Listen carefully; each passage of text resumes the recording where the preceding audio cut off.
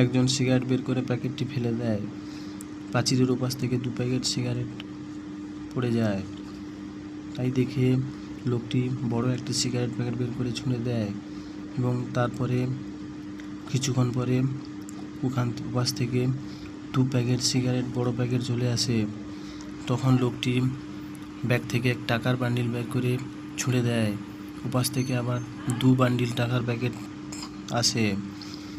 তখন লোকটি সব ব্যাগ থেকে সব টাকা বের করে টাকা সিগারেট সব ছুঁড়ে দেয় এবং কিছুক্ষণ বসে ওয়েট করে। এরপরে কি হলো তা দেখার আগে আপনারা সবাই লাইক, সাবস্ক্রাইব আর চ্যানেলটি বেল আইকন বাজিয়ে দেবেন।